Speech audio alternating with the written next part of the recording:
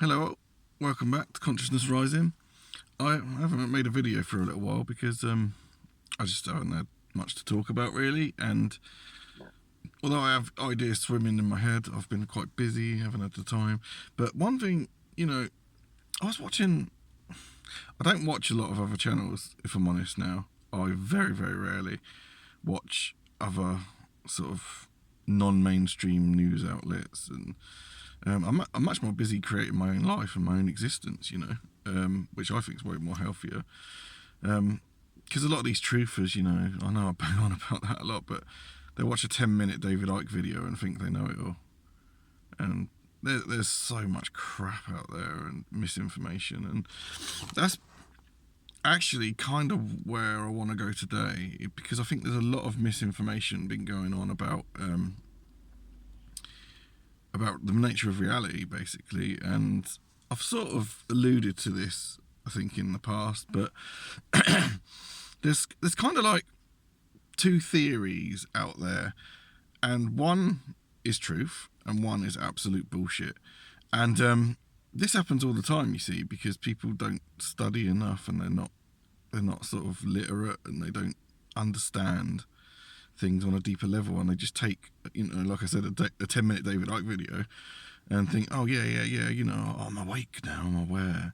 And David Icke, he's a bit of a nutcase, to be honest, like, because he can't think in allegory.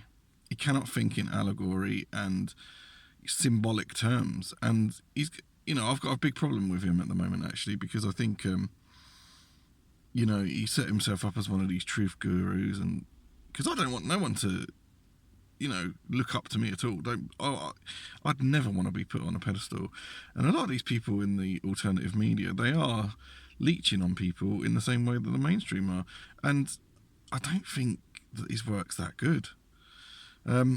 So one thing, there's two things I'm upset with him at the moment about, is that he keeps attacking paganism, because I think he comes from a very sort of, like I said in a previous video, you get this crossover between truthers and Christian ideology, where they want to kind of evangelically push it on everyone, and anything that falls outside their paradigm is satanic.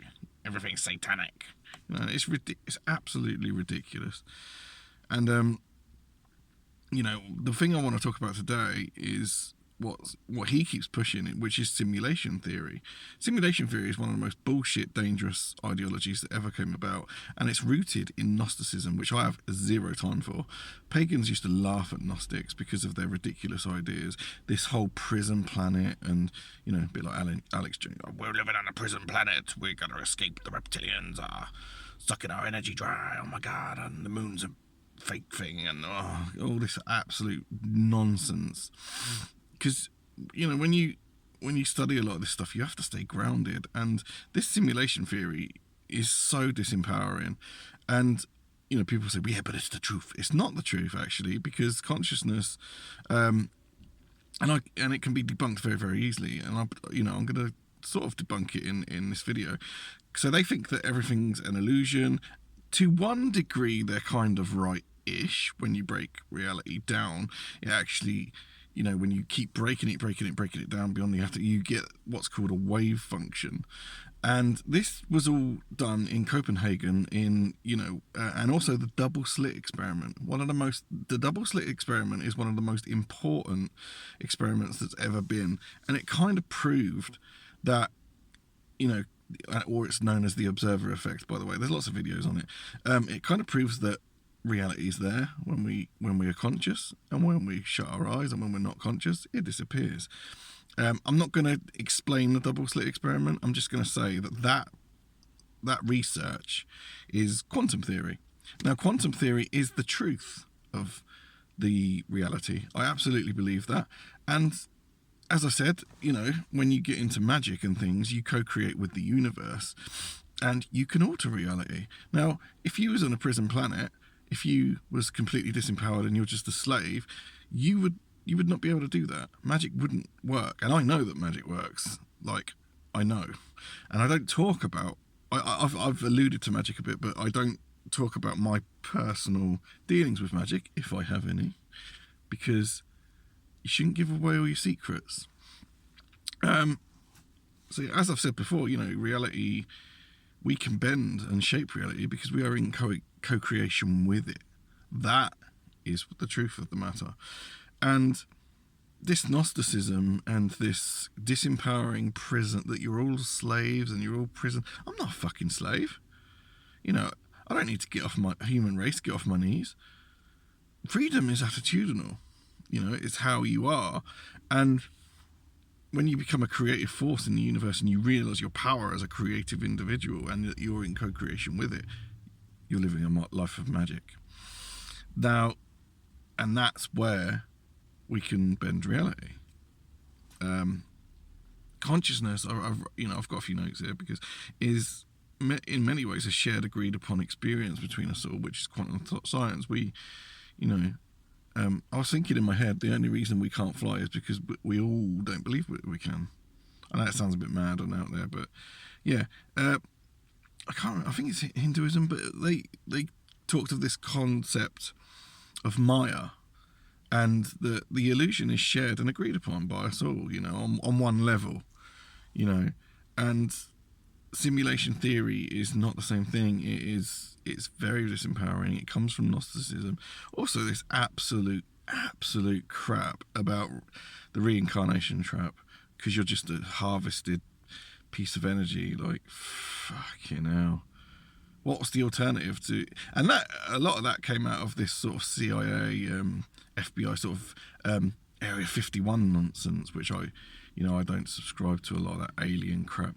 If there's other beings, they are in different realities, and I do believe that, but I don't believe that they come here in flying saucers. I think a lot of that is hidden technology, and I think that when I first heard about this reincarnation trap thing, it never sat right, because my soul was screaming, that's bullshit, and I started to really look into it, and I know that a lot of that disinformation about aliens came about around all the Area 51 stuff and all that nonsense.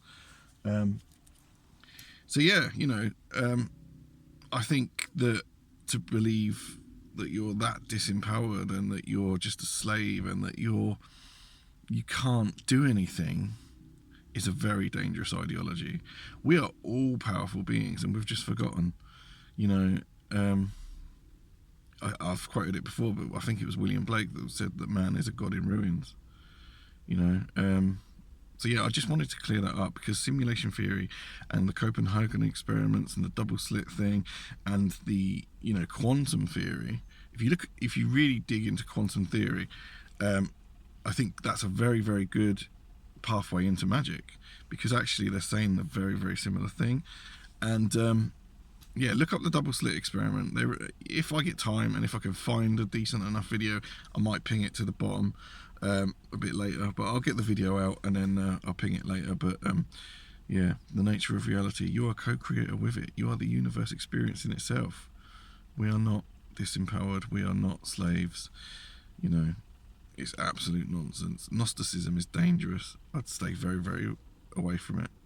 Right, guys, see you in the next one. I have got loads of videos planned. As I said, I do not like repeating myself. That's the other thing I find with a lot of these truthful channels and a lot of these alternative. They bang on about the same thing over and over again. I don't think that's helpful.